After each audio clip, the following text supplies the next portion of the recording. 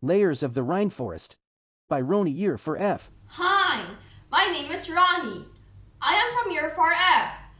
I am going to tell you about the 4 layers of the rainforest. The lowest layer is the forest floor, also known as the bottom layer. It is dark, damp, and hot. Only a few % of sun enters the layer. The second layer is understory. This layer is darker and more humid. Animals like snakes, lizards, and bugs are found there. The third layer is canopy. It forms a root-like layer with the crowns of most trees. Its animals include birds, monkeys, and insects. The highest layer is the emergent layer. This top consists of the tallest trees. They're exposed to strong winds and sunlight. Thank you.